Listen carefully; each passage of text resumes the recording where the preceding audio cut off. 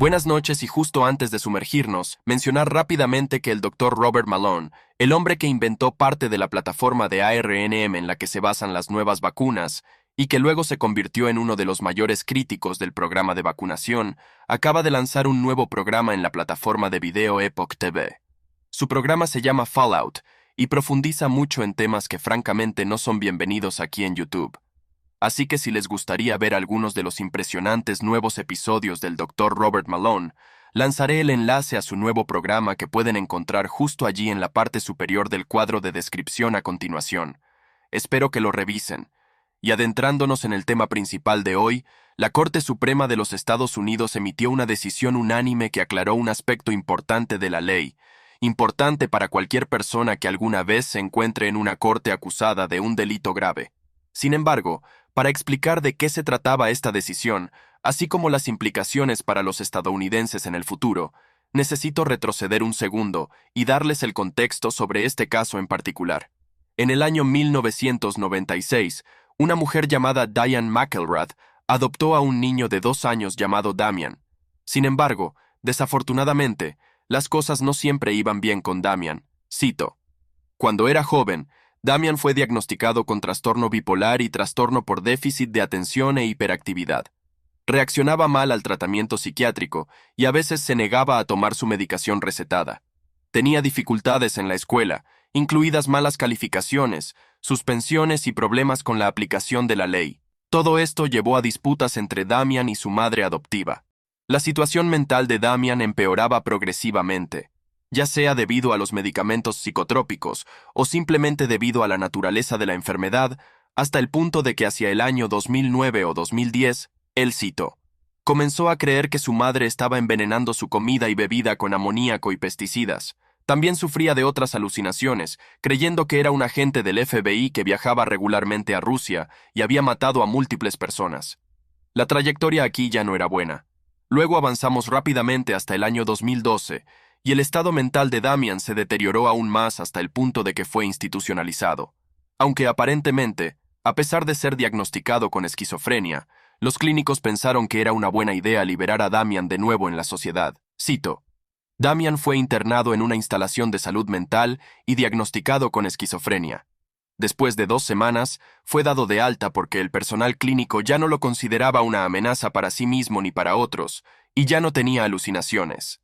Desafortunadamente, esta decisión resultó desastrosa porque unas pocas semanas después de ser liberado de la instalación mental a la edad de 18 años, Damian terminó brutalmente matando a su madre adoptiva apuñalándola más de 50 veces.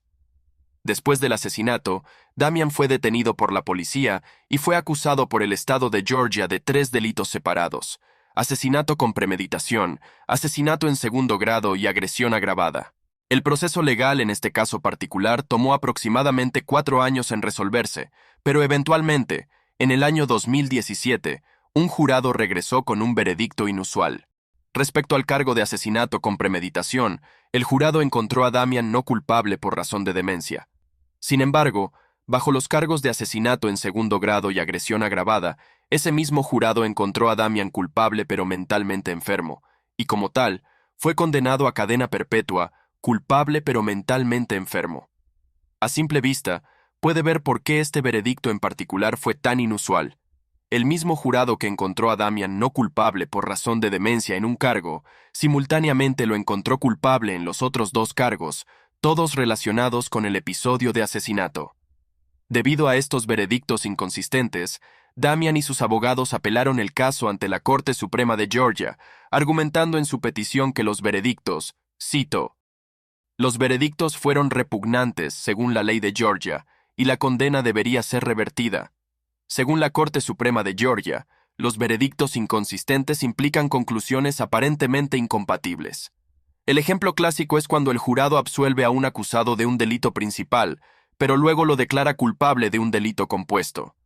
Cuando eso sucede, dichos veredictos son una imposibilidad lógica y legal, y ambos veredictos deben ser anulados y remitidos para un nuevo juicio. Lo que significa que, dado que el jurado lo encontró demasiado insano para ser culpable de asesinato con premeditación, los abogados de Damian querían que el otro veredicto de culpabilidad fuera anulado para que todo el veredicto fuera coherente consigo mismo. Aquí es donde las cosas se pusieron interesantes, porque la Corte Suprema de Georgia estuvo de acuerdo en que estos veredictos representaban una imposibilidad legal, pero no hicieron lo que querían los abogados de Damian.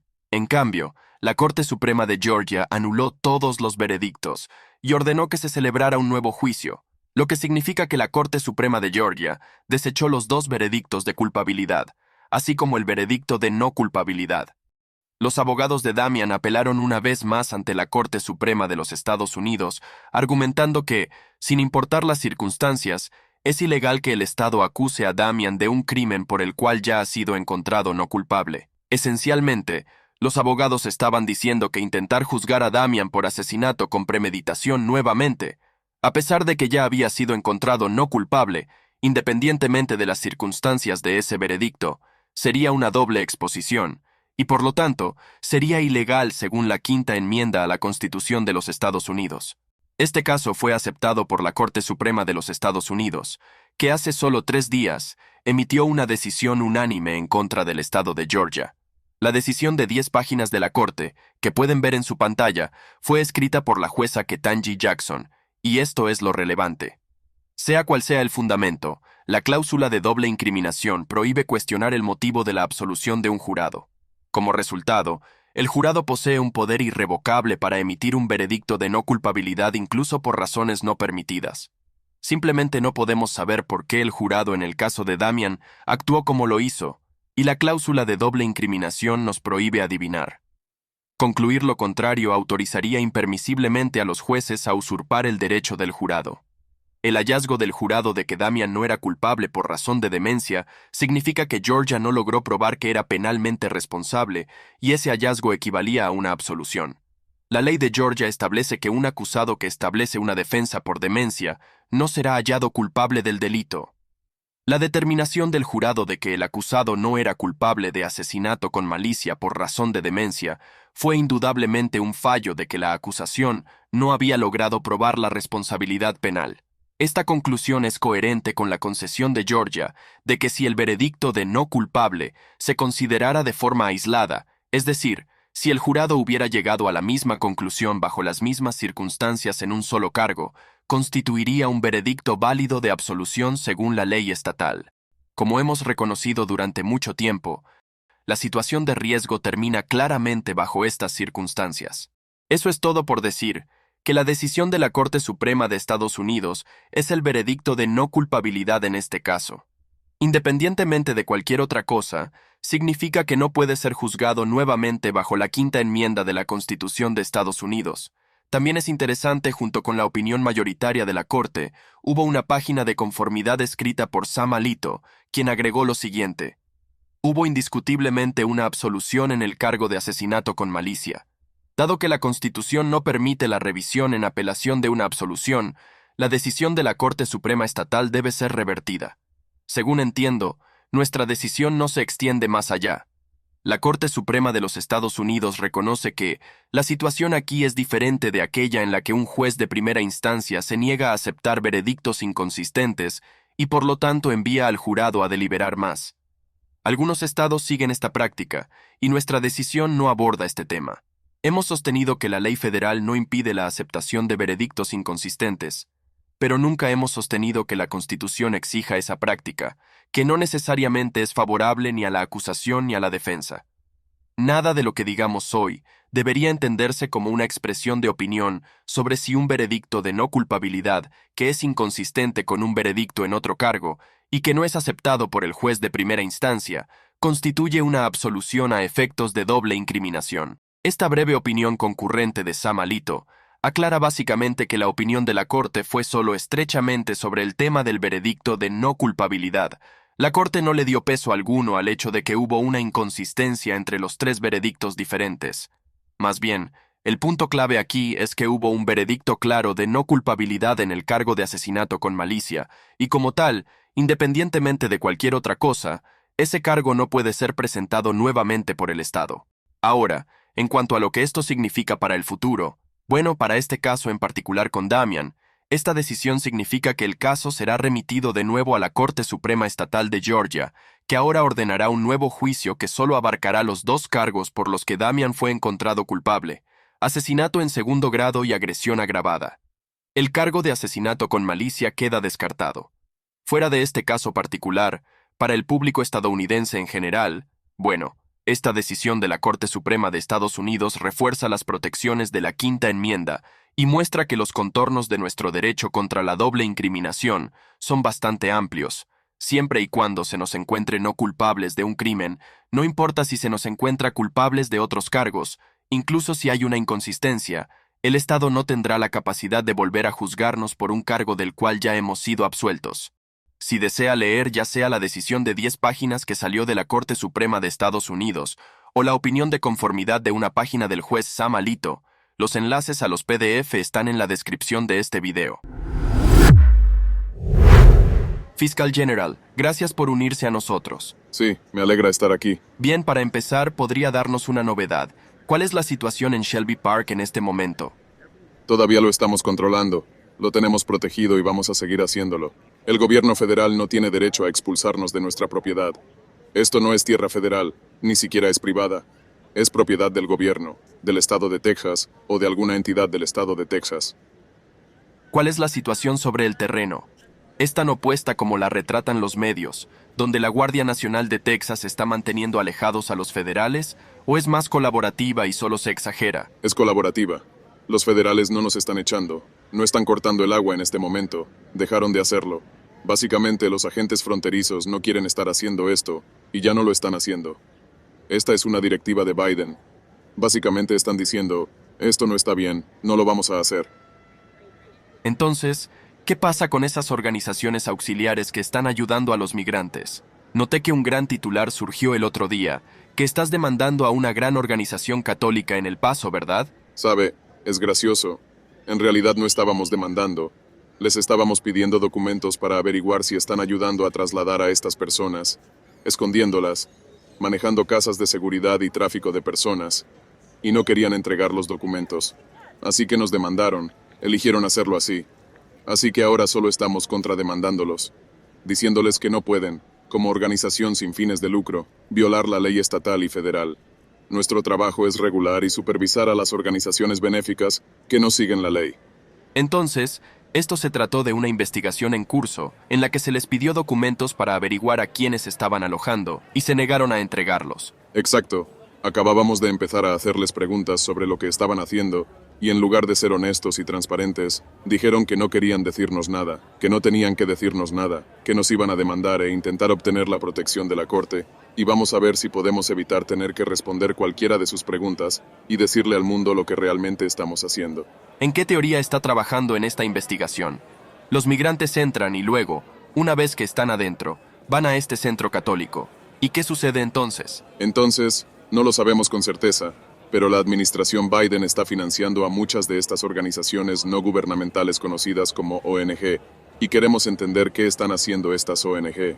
¿Están escondiendo personas? ¿Las están moviendo ilegalmente? ¿Están participando en actividades criminales? Una pregunta legítima a la que el estado de Texas tiene derecho a conocer la respuesta, especialmente si va a beneficiarse de las protecciones de una organización sin fines de lucro en Texas. Tenemos el derecho y la obligación, bajo nuestra elección o mi elección, de averiguar qué están haciendo realmente. Cambiando un poco de tema en términos de fraude electoral, sé que su oficina estaba procesando muchos casos, estaba persiguiendo prácticamente a cualquier persona que presuntamente cometiera fraude. ¿Qué pasó entonces? En realidad procesamos personas. Hubo personas que cometieron fraude. Cuando asumí el cargo, solo teníamos un fiscal que se ocupaba del fraude electoral.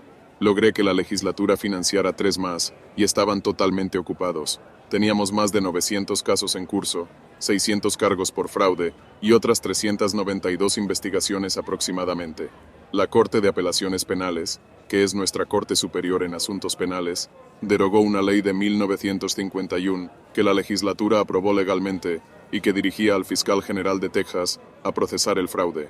Esta ley estuvo en vigor para miles y miles de casos, y de repente, con un voto de 8-1, dijeron que era inconstitucional que el fiscal general estuviera en las cortes porque está en el poder ejecutivo. No se le permite estar en las cortes. Una locura. Así que ahora estamos postulando a Gina Parker, Lee Finley y David Shank contra los 3 miembros actuales que están en este momento. Tenemos votación anticipada en Texas hasta el 5 de marzo. Y la razón por la que esto debería importar a los votantes de todo el país es porque si Texas no puede protegerse contra el fraude electoral, perderemos el estado y terminaremos con un sistema de un solo partido, porque si Texas, siendo republicano, no puede serlo, tendremos un país de un solo partido. Si están postulando a 3 candidatos, el voto fue 8-1. ¿No haría eso un 4-4? Sí, así que serían 5 a favor, porque tenemos uno. Pero estamos empezando a recuperar la Corte y estamos enviando el mensaje de que no pueden deshacer leyes aprobadas por la legislatura con una teoría novedosa que inventaron para derogar una ley existente. Enviaremos el mensaje, así que tenemos que hacer esto. Incluso con la teoría de trabajo actual, la oficina del fiscal general no puede procesar el fraude electoral. ¿Cuál sería el cuerpo que podría hacerlo? Entonces, en este momento, eso significaría simplemente el fiscal de distrito local. El problema con eso es que George Soros entró y cambió a los fiscales de distrito con un poco de dinero. Consiguió fiscales de distrito muy liberales que no procesarán nada o muy poco, ciertamente no el fraude electoral, en todos nuestros condados grandes. Así que eso abre paso al fraude electoral en Austin, Houston, Dallas, El Paso, San Antonio, y nadie hará nada al respecto. Y si eso sucede, Texas se vuelve demócrata. Entonces la única forma de anular su decisión es sacarlos. ¿No hay nada más que hacer? Son la Corte Superior, y fue muy inteligente. Creo que Soros ayudó a conseguir a estos llamados republicanos que nadie conoce elegidos, y no hay apelación, ¿verdad? Hicieron la decisión. Esa es la última palabra. Acaban de derogar una ley que estuvo vigente durante 71 años, completamente constitucional, bajo una teoría novedosa inventada.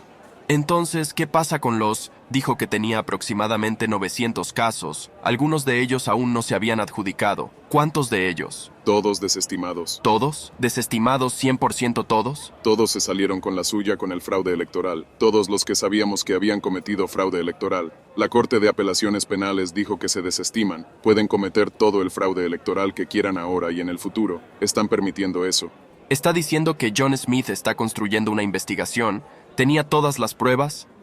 Incluso algunos de ellos fueron acusados. Fueron acusados a punto de ir a juicio y un día recibió una carta que decía: «Hey, su caso se desestimó, eso es todo». Sí, porque la Corte de Apelaciones Penales dijo que no puede procesar, porque no se le permite como fiscal general estar en la Corte.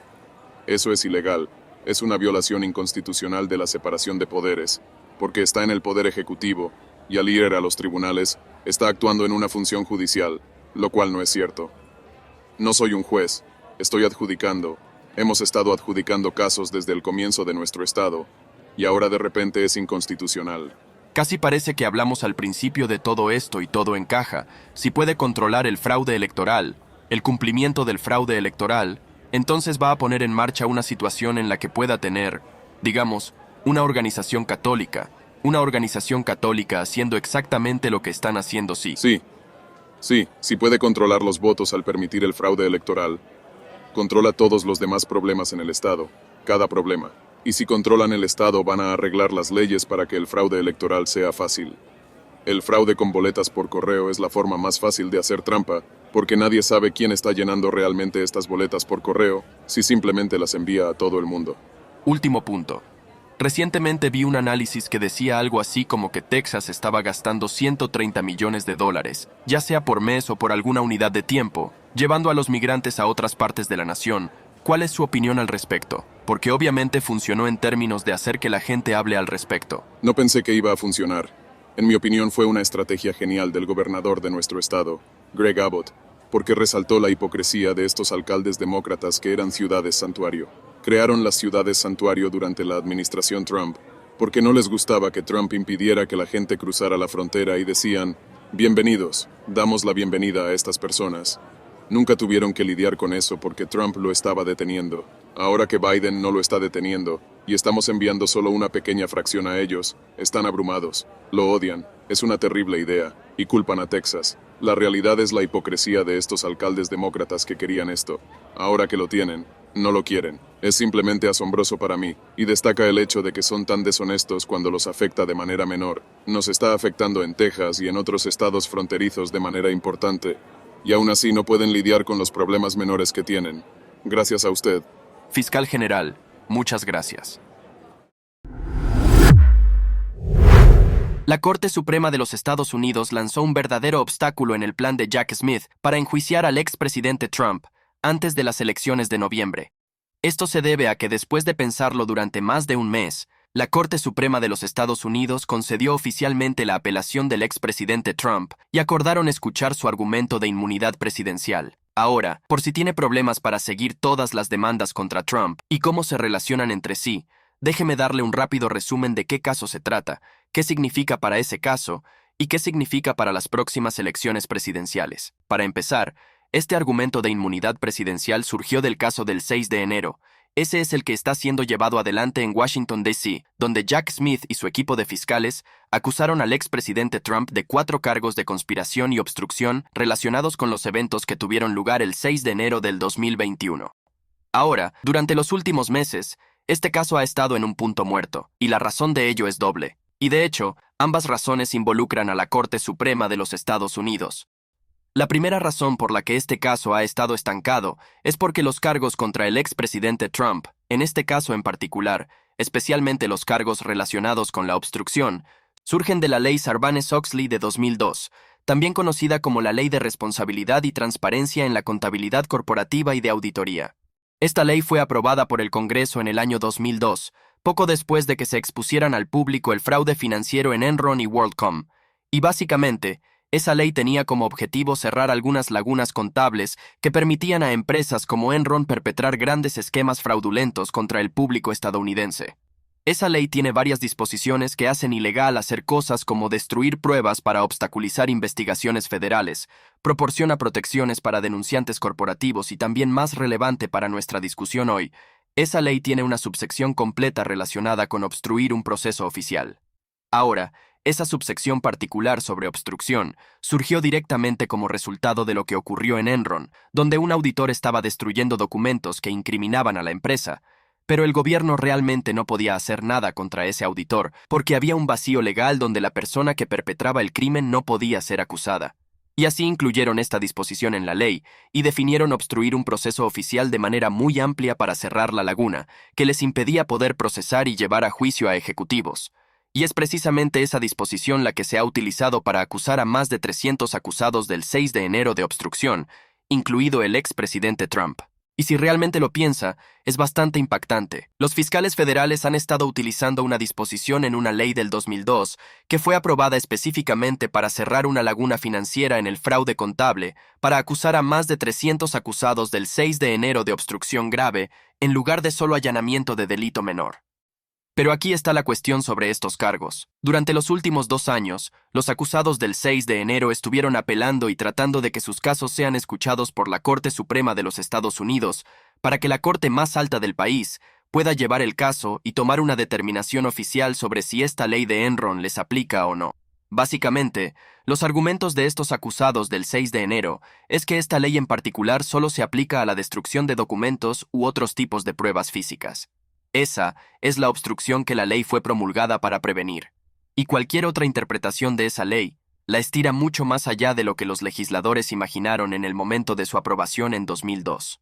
Y de hecho, hace 2 meses, la Corte Suprema de los Estados Unidos emitió una orden diciendo que han aceptado revisar las peticiones de varios acusados del 6 de enero, lo que significa que la Corte Suprema de los Estados Unidos revisará si estas acusaciones de obstrucción son legítimas en primer lugar. Y como se imaginará, esto tiene implicaciones directas para el caso del expresidente Trump también. Esto se debe a que, cito, el expresidente Trump fue acusado en agosto con varios cargos relacionados con la obstrucción de la sesión conjunta del Congreso el 6 de enero.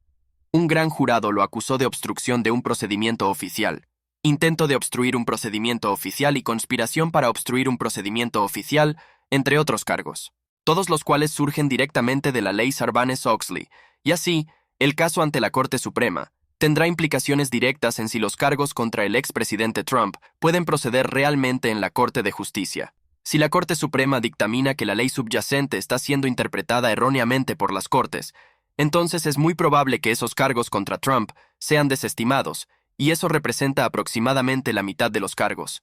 Y así es la primera razón por la que este caso en Washington, D.C. contra Trump ha estado estancado.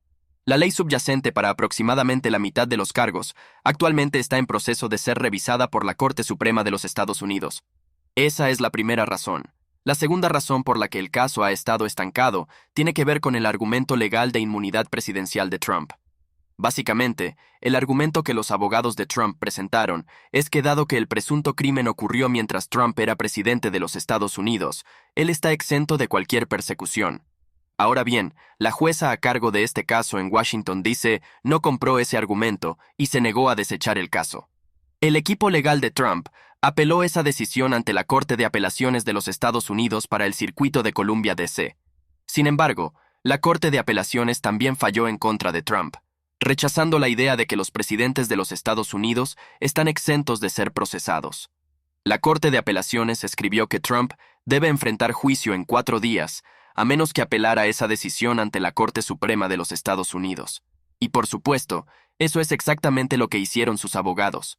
Y en un escrito de aproximadamente 100 páginas, aquí está el argumento que los abogados de Trump presentaron ante la Corte Suprema de los Estados Unidos. Cito: un panel del circuito de D.C. emitió una decisión sobre la afirmación de inmunidad del expresidente Trump de manera extraordinariamente rápida y ha ordenado que se devuelva el mandato a la Corte de Distrito para proceder con el juicio penal del expresidente Trump en 4 días hábiles, a menos que esta Corte intervenga, como debería. Sin inmunidad frente a la persecución penal, la presidencia tal como la conocemos dejará de existir.